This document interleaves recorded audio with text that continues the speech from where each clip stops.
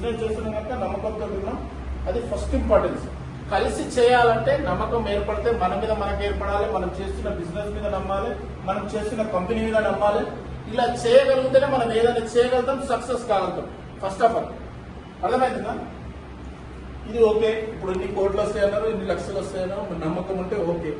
చేస్తే మాకేంది అనేది కూడా కావాలి. అదే ఇంకోటి, మనం చేసే కంపెనీలో ఇదే కంపెనీలో ఎందుకు చేయాలనేది కూడా కావాలి.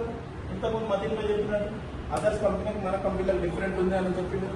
ఎందుకంటే మన కంపెనీలో హైవేల వెంచర్లు, మనకున్న వెంచర్లు అన్ని హైవేలకే ఉన్నాయి. ఒకటి కంకోల్ నుంచి జీరాబాద్ వరకు అన్ని హైవేలకే ఉన్నాయి మన వెంచర్.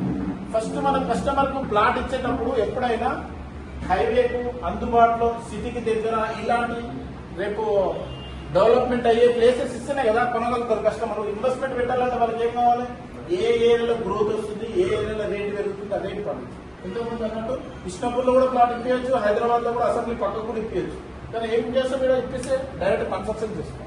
ఇంకోటి అసెంబ్లీ దగ్గర ఇప్పిస్తే ఆడ అపార్ట్మెంట్ కదా. అంతేగాని ఇన్వెస్ట్మెంట్ పనిచేయదు.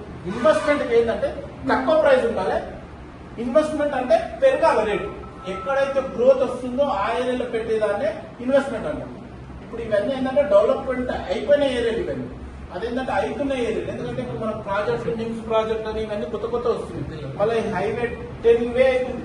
ఇప్పటి వరకు మనం హైవే చూస్తాం. ఆ 10 లైన్స్ రోడ్ అవుతుంది. బాంబే హైవే నెక్స్ట్ 3 years లో ఈ ఏరియాలో రోడ్ల ప్లాట్ కొనాలంటే ఆలోచిస్తుంది. బిజినెస్ ఒక రేంజ్ వెళ్ళిపోతుంది ఇంకో 3 years లో. ఆ టైంలో మనం కొనలేము. ఎప్పుడైనా బిజినెస్ లో కొనాలన్నప్పుడు ప్రైస్ తక్కువ ఉన్నప్పుడు కొని పెట్టుకోవాలి, అమ్మాలన్నప్పుడు ప్రైస్ ఎక్కువ ఉన్నప్పుడు అమ్మాలి.